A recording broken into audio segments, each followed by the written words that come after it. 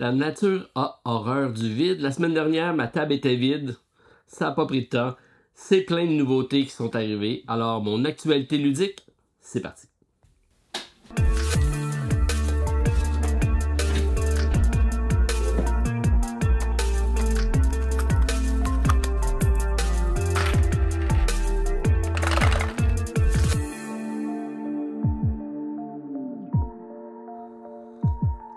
Bonjour tout le monde, très content de vous retrouver en ce samedi matin si vous l'écoutez. Lors de l'apparition de la vidéo, partagez café, petit déjeuner en votre compagnie. Encore une fois, cette semaine, je risque d'avoir beaucoup de commentaires parce que j'ai sorti ma tasse de l'OM, donc l'Olympique de Marseille. À chaque fois que j'en parle et à chaque fois que ça cause polémique, je l'ai sorti parce que ce week-end, c'était cette semaine plutôt, la semaine de l'Halloween et il y avait un petit rassemblement au bureau et on a commencé à parler foot avec mes amis français, parce que oui, il y a beaucoup de Français qui travaillent chez nous, et il y a vraiment deux clans. C'est un peu ici comme Canadien nordique à l'époque, et là c'était l'OM est autant aimé que détesté. Pourquoi, je ne sais pas, peut-être que vous me le direz, mais donc c'est une tasse que j'avais ramenée lors de mon premier voyage à Marseille pour la croisière du Capitaine Meeple. On est parti du port de Marseille, et bon, j'ai aucune affinité avec le club, mais à chaque fois que je sors ma tasse, ça fait polémique. Alors, ça sera sûrement pas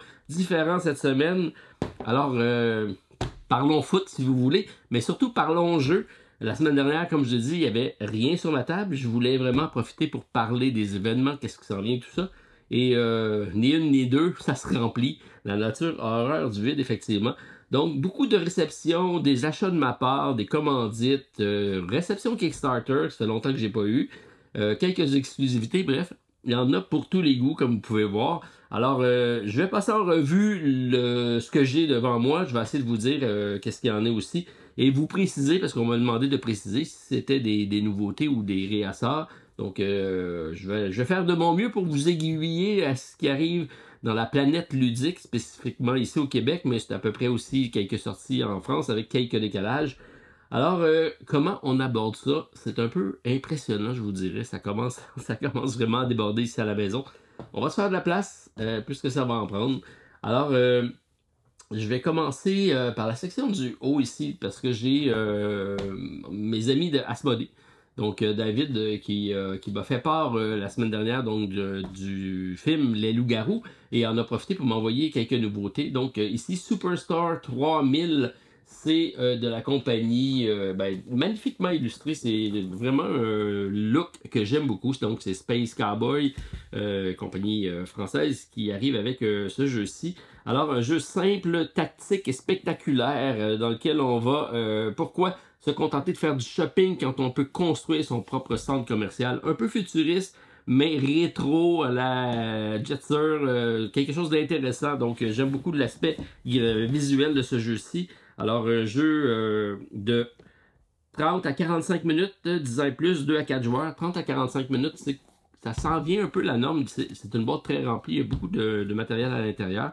Alors, bien hâte de le découvrir, il n'y a pas de solo, mais c'est un jeu, je pense, assez grand public. Alors, merci pour Superstar 3000 à découvrir. Parmi les titres que je vous présente, ceux qu'il y en a qui ont déjà des expériences de jeu, n'hésitez pas à le laisser en commentaire, ça me permet, moi, de me faire une idée, et des auditeurs qui lisent les commentaires, aussi de voir si c'est des jeux pour eux, parce que, comme ça vient d'arriver, dans mon cas, je les ai pas tous essayés, effectivement. J'ai reçu ici de Asmodée également, donc Horreur à Arkham, le jeu de rôle, ça c'est intéressant. Donc c'est Edge, mais en français maintenant, donc ça s'appelle Instable Abyss, coffret d'initiation. Alors, l'univers d'Horreur à Arkham, donc l'univers de Lovecraft, est toujours quelque chose de très propice à des jeux de rôle. Ça me fait beaucoup penser au frère de Stéphane Bastier, qui est Pascal. Pascal était maître de jeu dans cet univers-ci, et il était sans pitié pour ses joueurs. Alors, on avait beaucoup de plaisir à jouer avec lui, mais on mourait assez rapidement dans ses aventures. Je ne sais pas si ça sera la même chose avec celui-ci. Donc, en mode initiation jeu de rôle, c'est un peu la mode. C'est revenu à la mode des jeux de rôle, et content de voir qu'on a quelque chose de facile à prendre en main. Alors, c'est sûr que là, ça va nécessiter un maître de jeu forcément là-dedans. Je ne sais pas s'il y en a nombre de joueurs. Est-ce que c'est spécifié?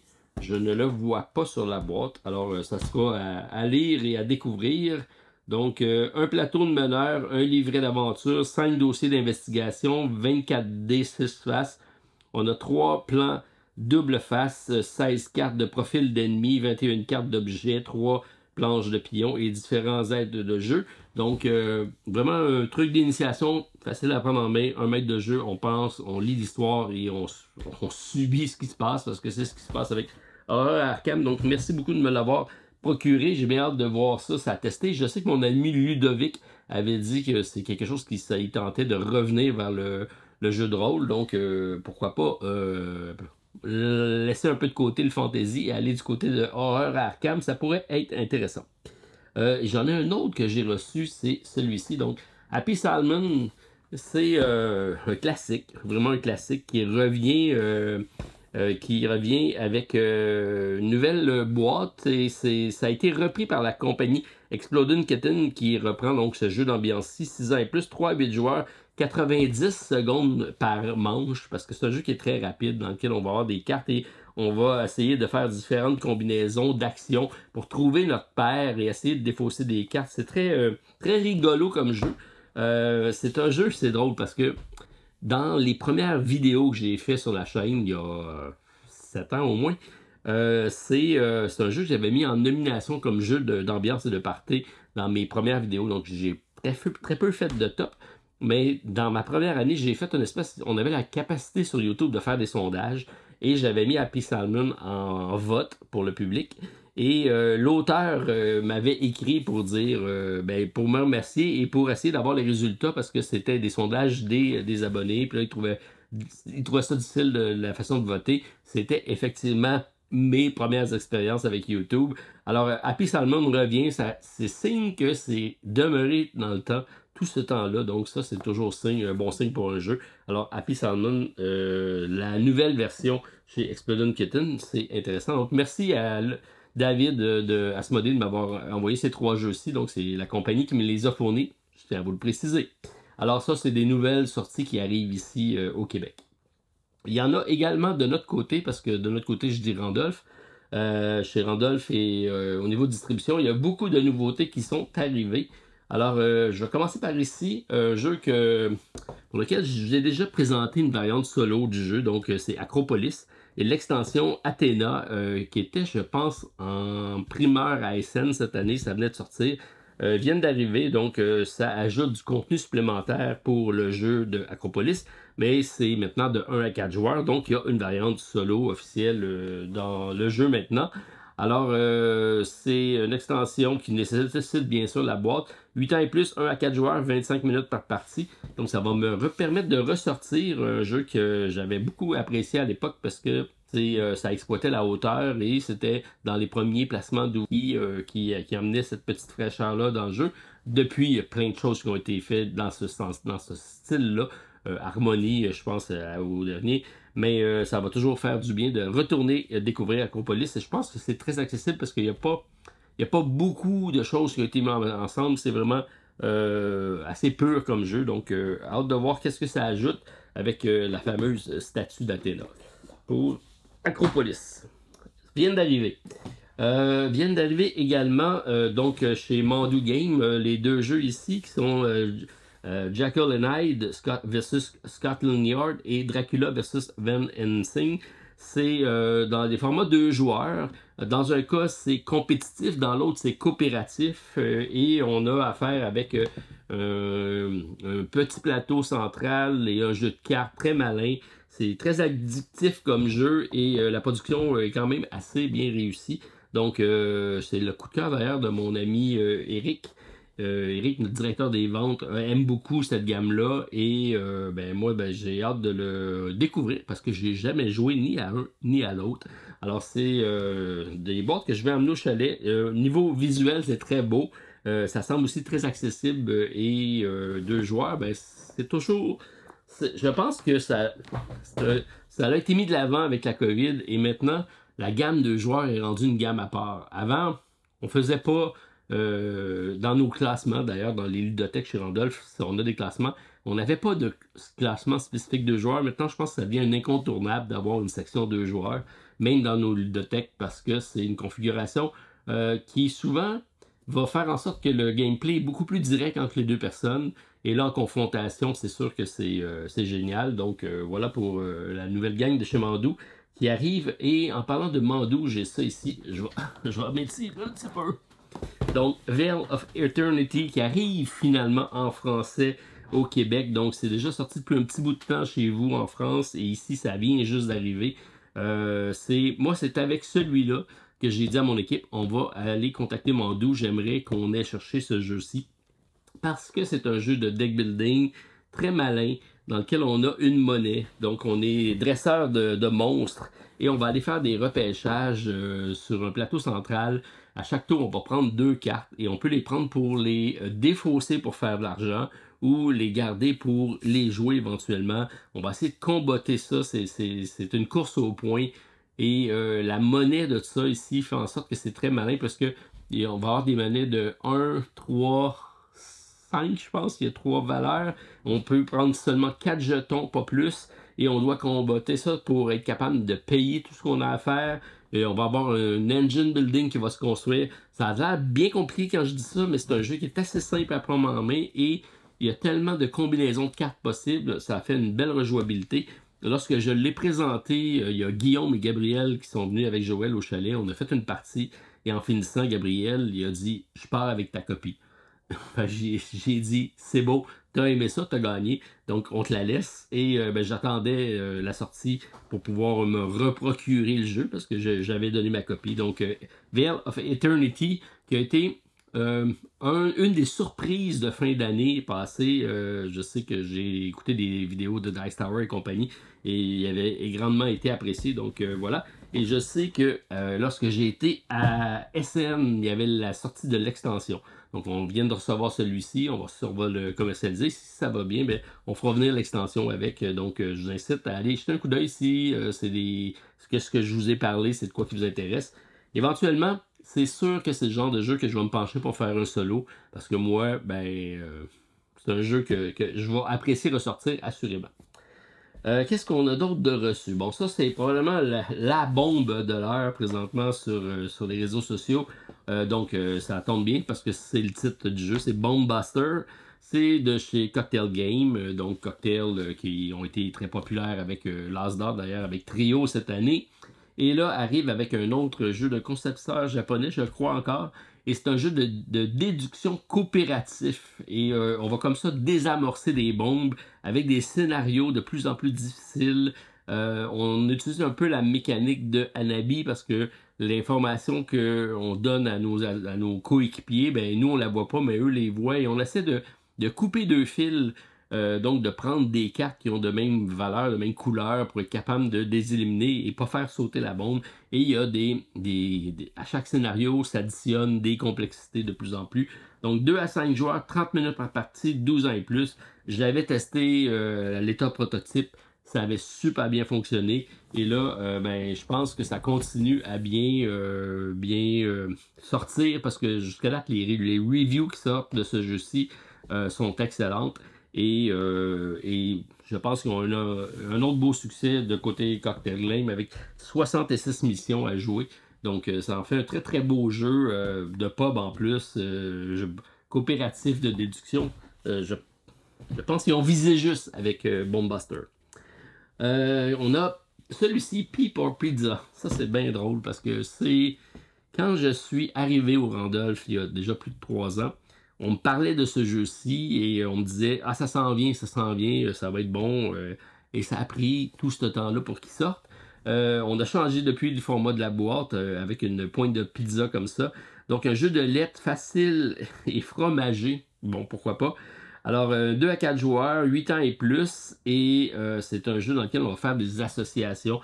Donc, on va avoir des thèmes et on va mettre des cartes en forme de triangle qui va donc nous donner une première lettre d'une catégorie. Donc, plat italien qui commence par P, pizza.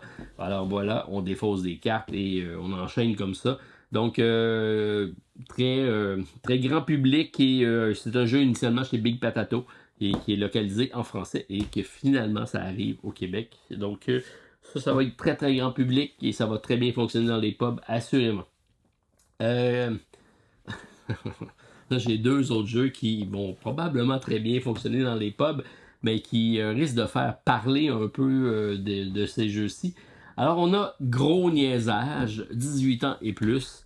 Et ça, c'est un titre que j'ai questionné lorsque Joël m'est arrivé avec ça. Il dit, ça va s'appeler Gros Niaisage. Il dit, t'es-tu sérieux? Oui, je suis sérieux. Je suis sérieux parce que ce jeu-ci ne se prend pas au sérieux. Donc, ça fonctionne super bien. Donc, sur une échelle de 1 à 10, à quel point tu niaises, alors différentes catégories, et on va essayer comme ça de... On va avoir... tout le monde va recevoir un numéro, et on va devoir répondre à la question selon le degré de l'échelle qu'on aura. Donc, on va essayer de positionner selon les réponses de tout le monde où est-ce qu'il se situe. Ça crée des situations très cocasses, spécifiquement quand c'est 18 ans et plus, parce que oui, ça peut partir de tous les côtés. Et bon, c'est quelquefois pour public averti avec les thématiques qui sont là, mais ça crée toujours des moments de soirée très drôles entre adultes consentants. Et en parlant d'adultes consentants, ici, j'en ai un autre qui s'appelle Soirée de cul. Alors, faut pas se laisser prendre au jeu, parce qu'on a un gros cul ici, on a des menottes sur la face ici, donc des vraies menottes dans la boîte. En plus, on a une cagoule, on a un petit plumeau pour chatouiller, et là, ben, ça peut porter à plein d'interprétations. Mais au bout de la ligne, c'est un jeu dans lequel on a des questions et toutes les réponses sont avec la lettre Q ou en lien avec cette thématique-là. Et les accessoires sont là juste pour complexifier la réponse. Donc, ça fait des ambiances très drôles, mais c'est quand même grand public. Et ça aussi, c'est bon, c'est grand public, oui, 18 ans et plus, on s'entend. Mais il y a des degrés de difficulté, donc si on ne veut pas jouer avec tous les accessoires, on peut y jouer au jeu sans tout ça. Et ben, si on veut rajouter les menottes, la cagoule et le plumeau, ben pourquoi pas, ça va pimenter le jeu. Donc vivez un party mémorable entre amis avec soirée de cul. Donc c'est à partir de... Il y a une variante 2 joueurs, 4 joueurs, et sinon c'est grand public, là c'est 6 joueurs et plus. Alors 40 à 60 minutes par partie. Des cartes et beaucoup de matériel à l'intérieur, donc... je vous laisserai découvrir l'intérieur de la boîte. Alors, conception québécoise, probablement disponible seulement au Québec. En tout cas, pour l'instant. On verra qu'est-ce que ça dit. J'ai ici, donc je pense que c'est Catherine, je me trompe peut-être de nom. C'est une chargée de communication pour le jeu en français, qui est Life in Rétera. Et en français, c'est Un monde de Rétera, je pense. C'est un jeu de Eric Link qui a été publié chez Hasbro. Ça a été sorti officiellement à Cannes au début de l'année. Ça a pris du temps avant d'arriver sur le marché. Et on a communiqué avec moi pour dire est-ce que ça te tente d'en parler. J'ai dit assurément, c'est un jeu que j'ai eu la chance de tester à Cannes. J'ai pas tout testé les configurations et j'avais été assez, je vais dire bluffé. Je pensais que ça allait être mauvais, sincèrement, parce que c'est Hasbro. Puis finalement, le jeu est bon, parce que c'est Eric Link. Alors, je voulais en parler un peu plus et ben, on m'a dit, ben, oui, je vais te l'envoyer. Puis là, quand elle a su que j'étais du Canada, elle a dit, ah, je peux pas l'envoyer, c'est seulement pour la France. Et là, je dis, ben, peux-tu me mettre en contact avec l'équipe pour le Canada? Et là, on m'a dit, ben, au Canada, c'est par les États-Unis et c'est seulement en anglais. Alors, j'ai dit, ben, il va falloir que je règle la situation. Ça serait le fun de me mettre en communication. Donc, elle me met en communication avec, c'est Avalon Hill, je pense, qui est la compagnie. Et c'est eux qui me l'ont envoyé directement. Donc, j'ai reçu copie pour vous le présenter. C'est un jeu que je vais retester et je vais vous revenir avec une présentation. Mais je vais essayer également de faire les démarches à savoir comment on peut faire en sorte d'être distribué en français au Québec, au Canada. Donc, ça sera ma mission éventuellement avec eux. Voir s'il y a une possibilité de ce côté-là. Parce que c'est un jeu à module, c'est un jeu avec différentes compositions. C'est un jeu de 2 à 4 joueurs, 10 ans et plus. C'est assez grand public. Et c'est un jeu de placement de polyomino, mais avec des effets et une course aux certains bâtiments qui vont nous faire un moteur qui va nous générer des points. C'est bien fait. Donc voilà pour Life in Rétera. Vous allez sûrement voir des reviews passer parce que la chargée de projet qui m'a communiqué fait bien son travail. Fait que j'imagine qu'il va y avoir plusieurs personnes qui vont en parler prochainement. Alors, c'est une des bonnes nouvelles. Une autre personne qui m'a communiqué avec moi, c'est celui-ci. Donc, Doomlings. Donc, c'est pas Dumpling, mais Doomlings. Doom est pour la fin du monde. On est dans un jeu de cartes basé sur la fin du monde. Donc, on gère des catastrophes. Donc, on est quelque part dans une planète lointaine. Et on a une forme de vie et on va être un jeu dans lequel on va gérer le déclin de cette colonie-là. Mais c'est un jeu avec des magnifiques cartes, avec des effets foiled. C'est très beau et bon, c'est dans la gamme des justement Exploding Kitten et tous ces jeux-là qui fonctionnent super bien avec un jeune public. Et ben moi, c'est sûr que ça fonctionne dans les bars et c'est toujours des phénomènes que j'aime essayer de comprendre. Parce que c'est un bon jeu, c'est des beaux jeux, mais je pense que tout passe par le marketing dans ces campagnes-là. Donc, je vais commencer par les jouer. Après, je vais voir si c'est un bon jeu. Puis après ça, je veux voir comment ils font pour être aussi bons au niveau marketing, parce que c'est des jeux qu'on entend parler et qui fonctionnent. Donc, voilà pour Doomling à tester. Parlant de tester, j'ai ça ici qui est Strange World Above the Clouds. C'est un jeu de la compagnie Greux qui est parti d'une gamme de petits jeux comme ça à 2 joueurs, mais celui-ci c'est de 1 à 4 joueurs, donc une variante solo, et c'est de 15 minutes par partie, 10 ans et plus. Alors, beau jeu au niveau illustration dans lequel on va repêcher des cartes et on va se faire un tableau, je pense que c'est de 4 par 4, qui vont être toutes des façons de compter ou d'avoir des cartes de malus, et on va comme ça essayer rapidement de construire un engin qui fonctionne bien. C'est un jeu très simple et très rapide parce qu'on repêche des cartes, on en passe, ça revient, on met nos cartes, on fait les effets et on enchaîne les tours comme ça, 15 minutes. J'ai testé le solo. C'est de Florian Grenier, illustré par Valériane Olé. Et ça fonctionne. Après ça, ben, il va falloir que j'aille un peu plus loin dans le gameplay, surtout le tester à plusieurs, voir qu'est-ce que ça dit. C'est disponible en français, donc c'est quelque chose qui devrait sortir prochainement. Et j'ai eu la chance donc de ramener ça de scène et ça sera c'est dans mes tests. Quand je ramène des jeux, c'est souvent pour tester, voir si on va le prendre en distribution. Ça fait partie de ces jeux-là. La grosse boîte ici, c'est un peu dur de passer à côté, hein, parce que c'est un jeu surprise. Ça fait longtemps que j'attendais. Je pense que c'est un des plus vieux jeux qui était dans ma liste de jeux backés sur Kickstarter que j'avais pas encore reçu. On parle de Freedom 5, Sentinel Comic Board Game. Je suis dans ma phase comic book présentement, ça donne bien parce qu'on a ici donc les sentinelles. Je pense que c'est basé sur les personnages de jeux de cartes. Et là, on en a fait une grosse boîte chez Arcane Wonders. Et oui, c'est une immense boîte, comme vous voyez. Et c'est un jeu qui a le Seal of Excellence, donc le Dice Tower Essential. Parce que c'est basé sur un vieux jeu de plateau que j'avais beaucoup aimé à l'époque. Et là, je me suis dit, qu'est-ce qu'ils vont en faire? Alors, un jeu dans lequel on va gérer des problèmes, on va avoir des cartes et on va se déplacer sur une map pour aller faire différentes missions. Il y a une variante solo, il y a des figurines, bien sûr. C'est la version Kickstarter, c'est pas la version qui sera retail, ne sera pas aussi grosse que ça. Là, j'ai là vraiment, je sais pas si j'ai la all-in, mais j'ai beaucoup de matériel pour ce que c'est. Ça fait tellement longtemps que j'avais comme oublié ce jeu-là jusqu'à temps que je le vois devant ma porte. Je dis, ah bon, reçu une boîte, c'est merveilleux.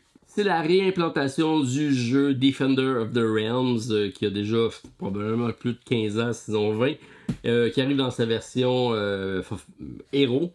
C'est de 1 à 5 joueurs, c'est des parties rapides de 60 minutes. C'est difficile à croire que c'est rapide avec une aussi grosse boîte.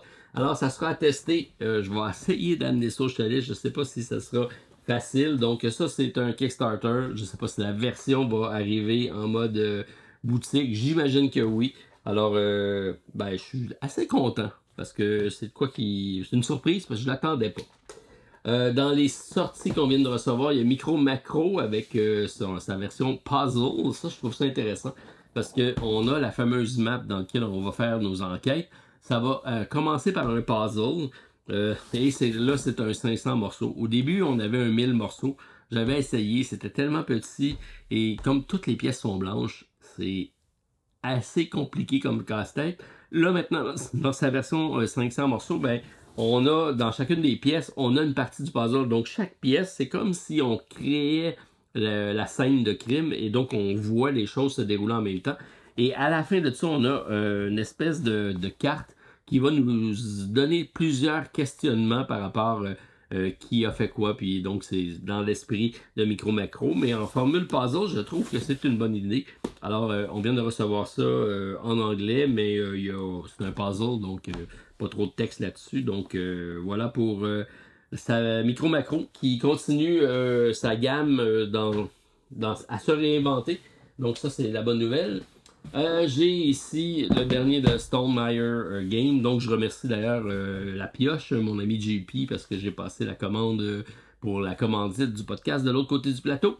Un jeu de collection de timbres. Et là, on a un jeu peut-être un peu plus léger. L'Automa Factory est toujours présent pour la variante solo. C'est de 1 à 5 joueurs, des parties de 20 à 60 minutes, 14 ans et plus. Donc, un peu dans la thématique de Comic Hunter, mais là, on va chasser des timbres, donc une collection d'ensemble avec des timbres qui moi-même étant collectionneur, j'ai une collection de timbres parce que oui, plus jeune, j'avais ça. Probablement que ça n'existera plus du tout ça parce que les timbres sont des choses maintenant du passé. Mais je trouve ça intéressant comme thématique et je sais que mon ami Sylvain de l'école du jeu, lorsque j'étais au Delirium, m'a dit qu'il avait testé et qu'il l'avait bien aimé. Alors, c'est additionné à ma ludothèque grâce à mon ami JP de la Pioche. Donc, je vous invite d'ailleurs à aller faire un tour sur sa boutique. Il y a présentement sa vente 3e anniversaire et il y a énormément de beaux spéciaux. Il y a plus de 600 items en liquidation. Donc, allez l'encourager. C'est au www.boutiquelapioche.com, quelque chose comme ça. Et vous allez faire de belles trouvailles, assurément. Donc, merci JP. Et je me suis procuré également ce petit dernier-là. C'est pas une nouveauté, c'est juste parce que j'ai le jeu de base et j'avais pas la version d'extension. Donc, les Leaders of the New Dawn, c'est pour le jeu Beyond the Sun et c'est la version solo qui s'additionnait avec ça. Donc, je vais additionner ça dans ma boîte pour tester ce jeu-ci qui ajoute des leaders, un solo et donc quelques modules supplémentaires pour le jeu de base. C'est un peu, c'est comme j'aime entendre dire, c'est Tech Tree the Board Game, donc c'est vraiment une mécanique basée juste sur Tech Tree, un développement d'arbres de technologie. Donc ça fonctionne bien et hâte de tester qu'est-ce que ça dit en solo. Alors voilà pour la fin de ma vidéo. Je précise aussi qu'on a des réassorts qui arrivent au Québec. Sac de chips, donc c'est de retour en stock, on vient de recevoir ça. Comme on a reçu Cracklist qui est revenu, on a reçu Trio qui est revenu. Donc il y a beaucoup de jeux qui étaient en rupture d'inventaire qui viennent de revenir juste à temps pour le temps des fêtes. Ça, c'est des bonnes nouvelles.